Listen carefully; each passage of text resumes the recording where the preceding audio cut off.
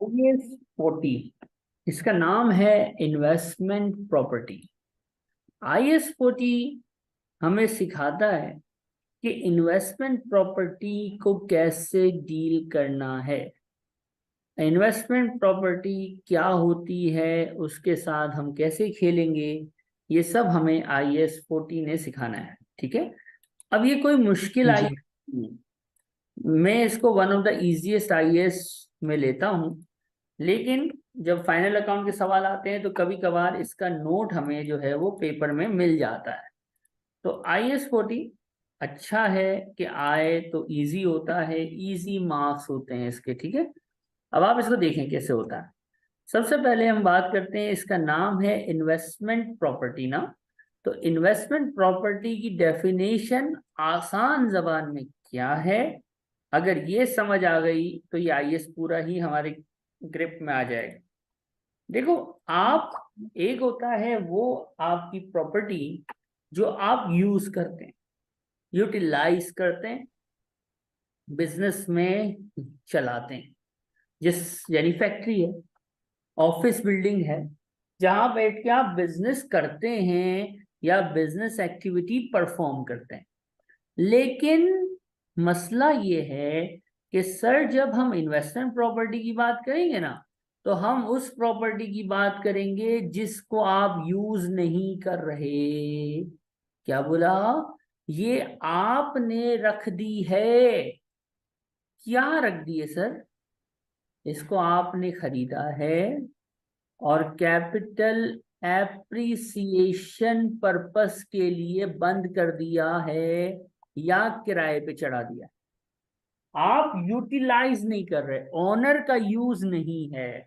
या तो आपने इसको बंद करके रख दिया है या रेंट आउट कर दिया है। कैपिटल एप्रिसिएशन यानी no use of honour, honour का यूज नहीं है, लेकिन क्या हो रहा है, इन्वेस्टमेंट कर दी है, प्रॉपर्टी ली है for the purpose of investment, के जब रेट बढ़ेगा तो बेच दूंगा। तो इसको कहते हैं IS 40 में ये आएगी। IS 40 हमें कहता है कि भाई इसको रिकॉर्ड करने के दो मॉडल्स हैं, दो तरीके हैं। हमने बोला अच्छा बताओ। तो उसने कहा पहला मॉडल है कॉस्ट मॉडल।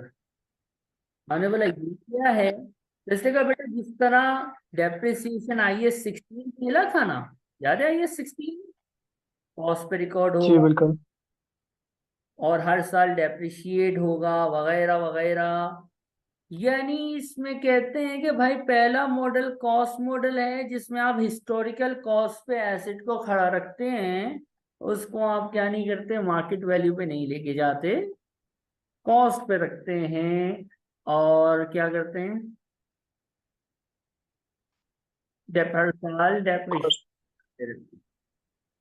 दूसरा जी ये सही है। दूसरा मॉडल होता है फेयर वैल्यू मॉडल। ये रिवैल्यूएशन नहीं है, IS 16 वाला रिवैल्यूएशन नहीं है, इसमें थोड़ा सा डिफरेंस है। It's big different than IS 16 का रिवैल्यूएशन। तो इसको भी हम अभी थोड़ी देर में सीखेंगे। कॉस्ट मॉडल और फेयर वैल्यू मॉडल दो मॉडल्स होते हैं। पेपर बताता है कि कौन सा मॉडल लेके आप चल रहे हैं। ठीक है। कॉस्ट मॉडल होगा तो बड़ा आसान है कि एसेट की कॉस्ट लेस एक्यूमुलेटेड डेप्रिसिएशन, उसकी कैरिंग अमाउंट आ रही होगी, और ये कैरिंग अमाउंट के ऊपर कहाँ नजर आ रहा होगा, SFP में। और एसेट है तो SOCI में उसका क्या निकल के आ रहा होगा, उसका डेप्रिसिएशन 4 डेप्रिसिएशन। साल आएगा। करेक्ट हो रहा हूँ? जी बिल्कुल। लेकिन अगर कंट्रास्ट हो जाए, क्वेश्चन फरमा दे कि बेटा नहीं कॉस्ट मॉडल नहीं है, फेयर वैल्यू मॉडल चलाना है, तो फेयर वैल्यू मॉडल का मतलब होता है कि मार्केट वैल्यू पे एसेट को, इस इन्वेस्टमेंट प्रॉपर्टी को मार्केट वैल्यू पे लेके आओ, मार्केट वैल्यू पे लेके आओ। अब जब आप फेयर वैल्यू मॉडल यूज करते हैं ना, तो सबसे पहला गेम है कि डेप्रिसिएशन एक्सपेंस रिकॉर्ड नहीं होगा। फेयर वैल्यू मॉडल पे अगर आप किसी भी इन्वेस्टमेंट प्रॉपर्टी को लेके चलते हैं तो डेप्रिसिएशन रिकॉर्ड करने की इजाजत नहीं है। कॉस्ट मॉडल पे लेके चलेंगे, यू आर अलाउड, आपको निकालना है डेप्रिसिएशन, मैंडेटरी है। लेकिन अगर फेयर वैल्यू मॉडल पे चलते हो तो डेप्रिसिएशन निकालने की इजाजत नहीं मिलेगी। लेकिन आपकी एसेट है ना, फॉर एग्जांपल 1 जनवरी 2023 को ये इन्वेस्टमेंट प्रॉपर्टी है आपकी, अज्यूम वो 1 लाख पे रिकॉर्ड हुई है। 31 दिसंबर आता है, इसकी मार्केट वैल्यू हो जाती है 1.5 लाख। कितना इंक्रीज है? 50। अगर ये रिवैल्यूएशन होता तो ये 50 ओसीआई में चला जाता, जैसे IAS 16 में हमने सीखा था, राइट। जी। लेकिन ये IAS 40 है, तो इसको हम बोलेंगे गेन ऑन फेयर वैल्यू। और gain on fair value income statement में अदर इनकम के तौर पे रिकॉर्ड होता है, एसओसीआई को हिट, ओसीआई को हिट नहीं करता। यानी इसका मतलब ये होगा कि इन्वेस्टमेंट प्रॉपर्टी इतने से बढ़ जाएगी, 100 की थी 50 से बढ़ गई, यानी सिंपल मार्केट वैल्यू 150 पे एसएफपी में नजर आ जाएगी। और ये जो 50 का गेन, कभी कभी लॉस भी हो सकता है, वो क्या हो जाएगा, इनकम स्टेटमेंट में एज अ एक्सपेंस या एज अ इनकम रिकॉर्ड हो जाएगा, और डेप्रिसिएशन आप नहीं निकालेंगे। ये है IAS 40 का फेयर वैल्यू मॉडल। एक सवाल, बाय डिफॉल्ट कोई भी इन्वेस्टमेंट प्रॉपर्टी हो वो कॉस्ट मॉडल पे होती है। आप जब लेके जाते हैं फेयर वैल्यू मॉडल पे तो फिर वापसी नहीं होती। आप फेयर वैल्यू मॉडल पे आ गए तो अब आपने फेयर वैल्यू मॉडल ही चलाना है। ऐसा नहीं हो सकता कि 1 साल फेयर वैल्यू मॉडल चलाओ और 1 साल जो है वो कॉस्ट मॉडल नहीं। और एक इन्वेस्टमेंट प्रॉपर्टी हो कॉस्ट मॉडल पे और दूसरी को फेयर वैल्यू मॉडल पे, ऐसा भी नहीं। या तो सारी की सारी प्रॉपर्टीज फेयर वैल्यू पे चलेंगी, या सब की सब क्लास जो है, क्लास ऑफ एसेट है, वो कॉस्ट पे चलेगी। आप एक एक एसेट के लिए अलग अलग फैसला नहीं करेंगे। ये बात समझ आती है? जी ठीक है। और ये जो गेन है ये प्रॉफिट फॉर द ईयर के बाद लास्ट में उधर कॉम्प्रिहेंसिव इनकम में जाएगा ना?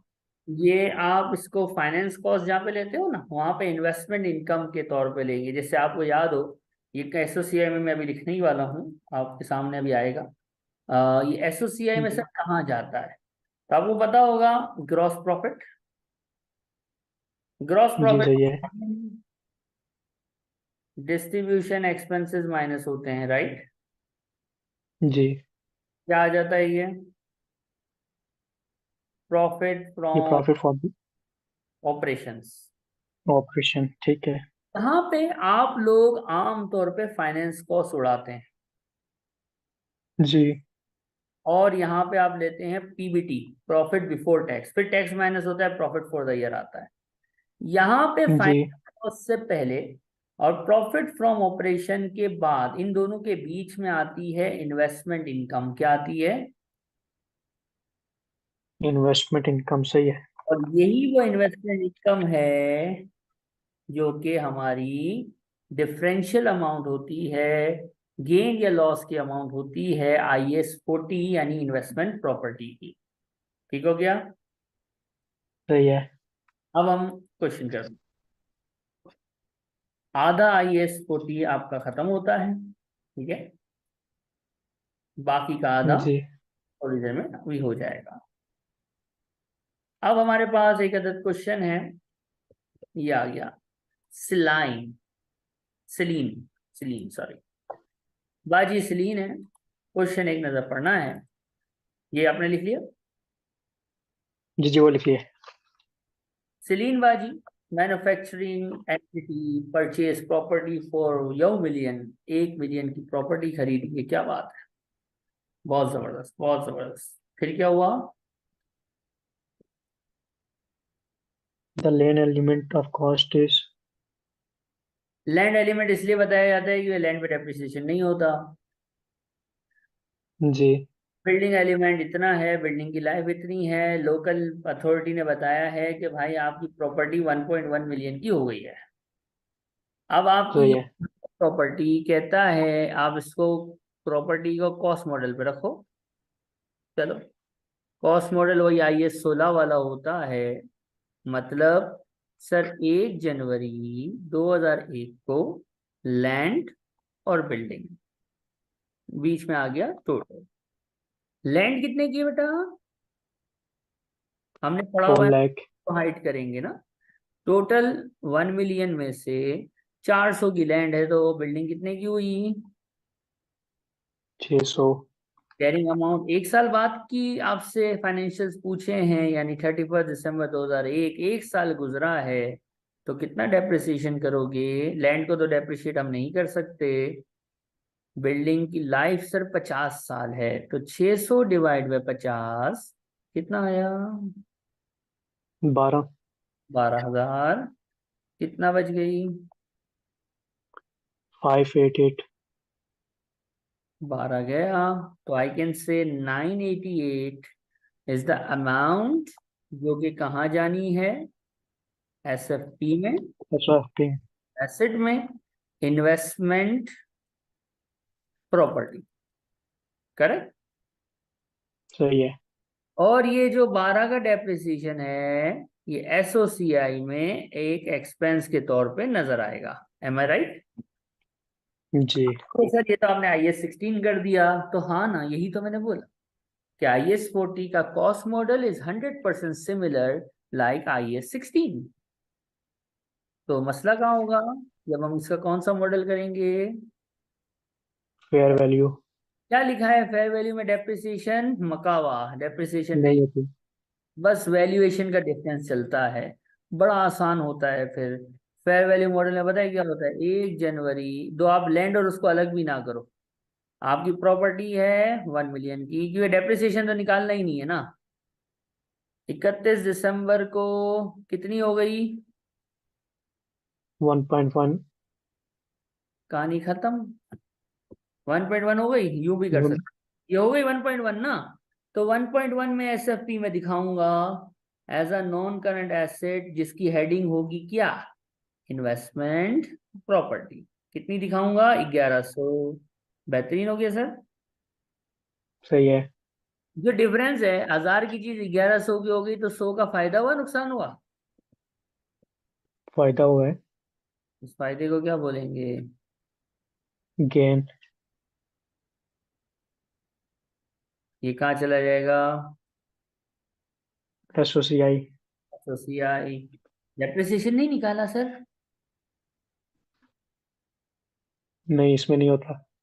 IS 40 fair value model, there is no depreciation। IS 40 simple calculation के साथ खत्म होता है।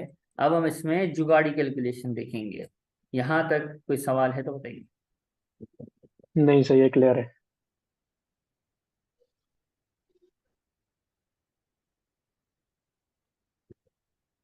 अब जो मैं आपको बता रहा हूं वो है मूवमेंट। मूवमेंट बोले तो, मूवमेंट बोले तो एक प्रॉपर हमारा ईयर एंड है, फॉर एग्जाम्पल ये है ईयर एंड। शुरू कब हुआ होगा, 1 जनवरी।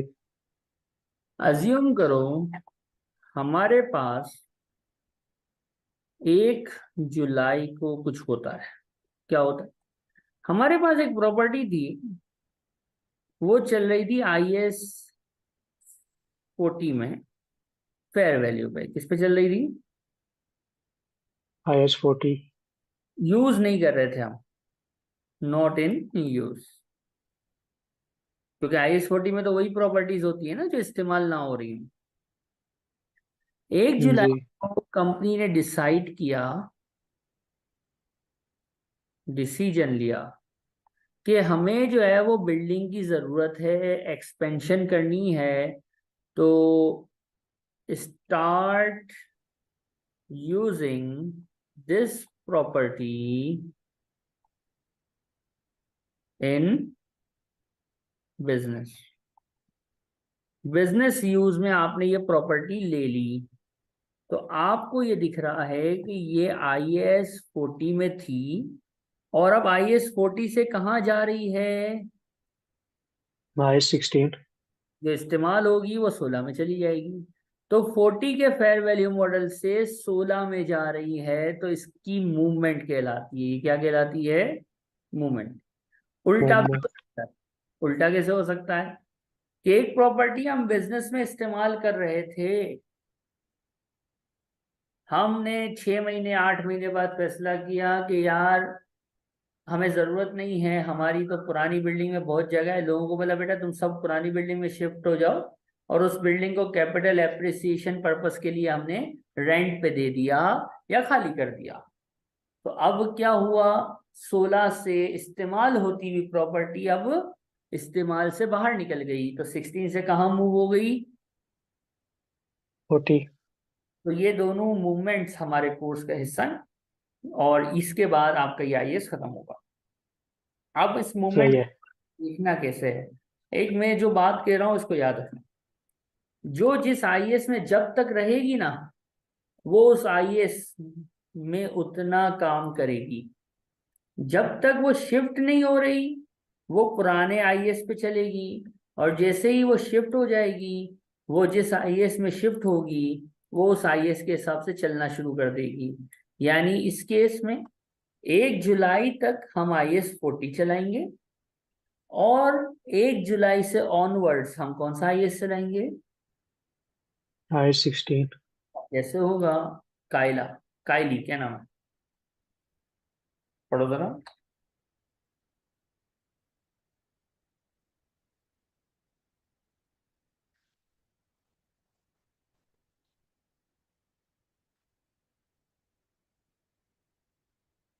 ठीक है, 14 से 16 में जा रहे हैं।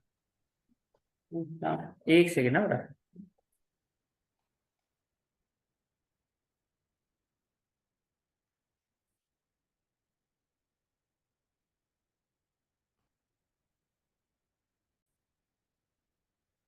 काइली जो है, उनके साथ क्या सेटिंग है कि परचेज इन्वेस्टमेंट प्रॉपर्टी कुछ सालों पहले फेयर वैल्यू मॉडल में चला रहा था। जनवरी में मसला किया उसने। फेयर वैल्यू थी कितनी? जब भी ऐसा हो ना कि एक आईएएस से दूसरे आईएएस में मूव कर रहा है, देखो कैसे पता चल रहा है, लिखा हुआ है ना, फेयर वैल्यू थी इतनी, जुलाई को डिसाइड किया कि इस प्रॉपर्टी को किस में ले लेगा। बिजनेस के यूज में। तो जब भी ऐसी हरकत करता है हम टाइमलाइन बना लेते हैं। ईयर एंड की टाइमलाइन 31 दिसंबर 2001, शुरू हुआ होगा जनवरी 2001। कब फैसला हुआ है? 1 जुलाई। 2001। मैं यूं बोल सकता हूं कि ये जो 6/12 है, इसमें आईएएस 40 चल रहा है। कौन सा? Fair value. और ये वाले जो 6/12 हैं, इसमें हम शिफ्ट कर गए हैं आईएएस 16 पे। एम आई राइट? जी बिल्कुल। अब इसको खेलें कैसे? देखो भाई, खेलने के लिए ग्राउंड होना चाहिए। ग्राउंड क्या है? डेटा। हमारे पास ग्राउंड क्या है? डेटा। क्या लिखा हुआ है डेटा में, पढ़ना।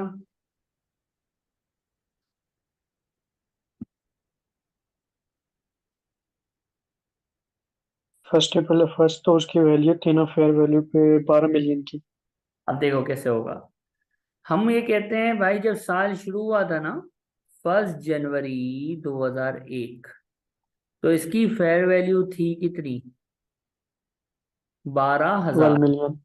मिलियन 3 0 हाइड कर सही दी। है।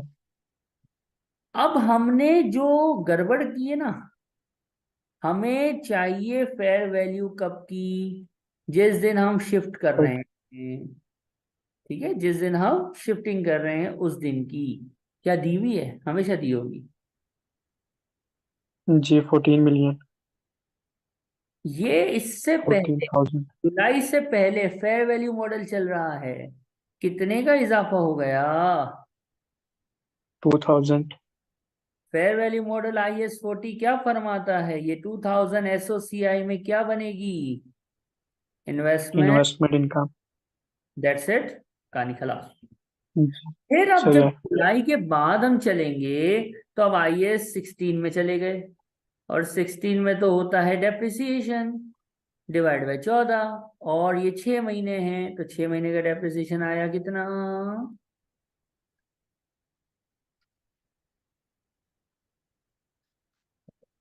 ये 500। तो कैरिंग अमाउंट IAS 16 में कैरिंग अमाउंट होती है, ईयर एंड है 31/12/2001, कितनी हो गई? सही है। अगर मैं SOCI पूरे साल की बनाता हूं एक्सट्रैक्ट, तो इसमें इन्वेस्टमेंट इनकम जानी है 2000 से, और अगले 6 महीने का डेप्रिसिएशन जाना है 500 से, कहानी खत्म। सही और है। SFP जो बैलेंस शीट बनेगी जिसमें नॉन करंट एसेट दिखेगा, वो कितने से दिखेगा? 13,500 से। बात समझ आती है? यानी सही है। तो वो जो हाँ बोले। जो ओल्ड हमने डाली हुई थी इन्वेस्टमेंट इनकम में, इन्वेस्टमेंट प्रॉपर्टी में, वहां से निकाल लेंगे। नहीं, रिवर्सल थोड़ी हो रहा है। वो जब तक IS 40 में खड़ी थी, वो IS 40 को हिट कर रही थी। IS 40 में खड़ी थी तो IS 40 के हिसाब से चल रहे थे। इसलिए ये नहीं होता कि आप 40 से 16 में आओगे तो 40 को बर्बाद कर दोगे, नो। 40 का अपना ट्रीटमेंट था, वो रहेगा। 40 का अपना ट्रीटमेंट था, वो रहेगा। 16 का अपना ट्रीटमेंट है, वो कंटिन्यू करेगा। बात समझ आई? सही है, ठीक है।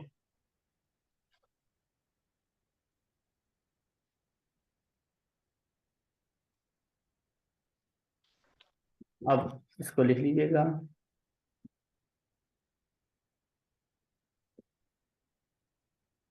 ठीक है, डन। ओके, अब आते हैं आगे। अब आते हैं कुछ एक दो क्वेश्चन हैं छोटे से, या ये तकरीबन हमारा पूरा हो चुका है। क्वेश्चन रीड करना है।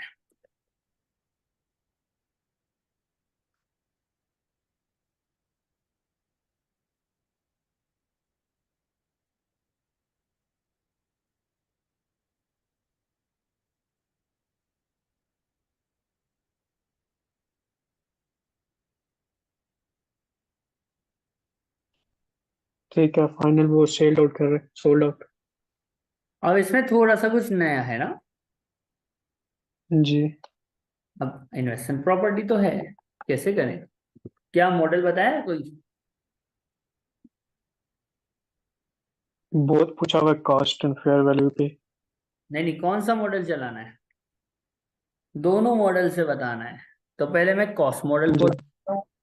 कॉस्ट मॉडल का मतलब क्या था? IS 16 की तरह ही बस जिस तरह डिप्रिशिएट कर लें। होता है उस तरह।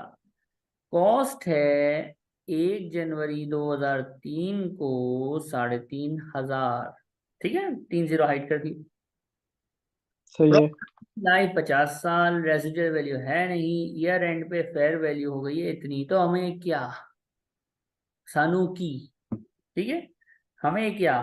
फेयर वैल्यू से हमें कोई ताल्लुक नहीं है, क्योंकि कॉस्ट मॉडल जब चलाते हैं तो फेयर वैल्यू तो इग्नोर होती है, राइट और रॉन्ग? जी बिल्कुल। जिस दिन बेचा उस दिन की हमें कैरिंग अमाउंट चाहिए ना। कब बेचा है? 1 जनवरी 2006 को। इसकी कैरिंग अमाउंट सेलिंग प्राइस से इसको कंपेयर कर देंगे, गेन या लॉस आ जाएगा, जैसे IAS 16 में होता था। एक्यूमुलेटेड डेप्रिसिएशन आप देखिए ध्यान से, 3,500 है। लाइफ है इसकी 50 साल। कितने साल गुजरे हैं बेटा? 2003 का साल, 4 का साल, 5 का साल, और 2006 के पहले ही दिन बेच दी है। कितने साल गुजारे हैं? ठीक। 3। जी 3। तो कितना आया?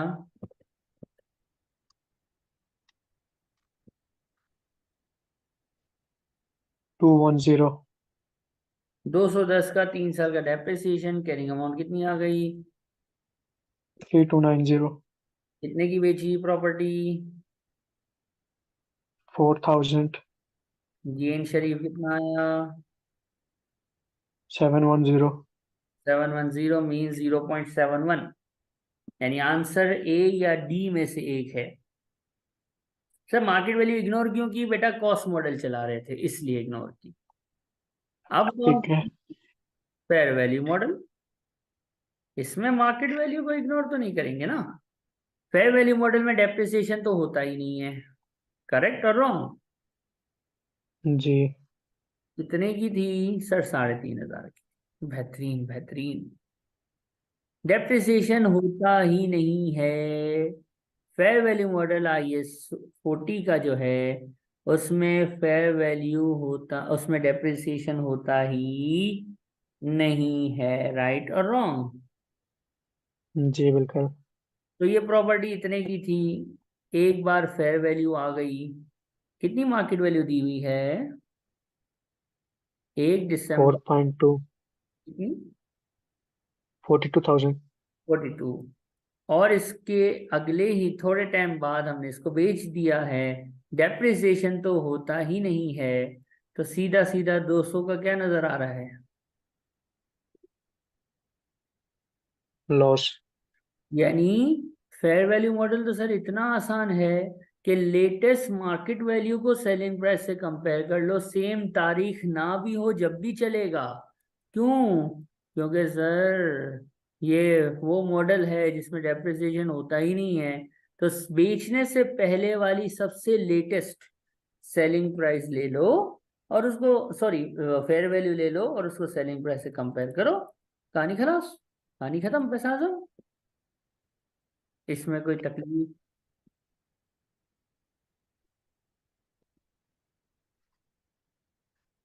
नहीं, सही है।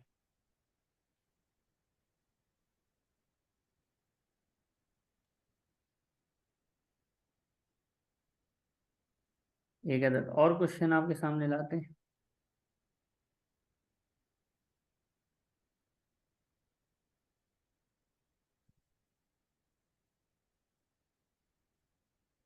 कहता है, investment property with the life of 10 साल was purchase by Acorn for 2 lakh. December, this fair value has risen to this. Acorn measures under which model बेटा? Fair value. Fair value model. चलो भाई, फेयर वैल्यू मॉडल में क्या depreciation होता है? नहीं। तो आंसर क्या हो सकता है, जिससे बगैर सॉल्व किए भी आप आंसर के बता सकते हो, मुझे कुछ हिंट दे सी। सकते? सी या? बाकी सब में डिप्रिसिएशन है।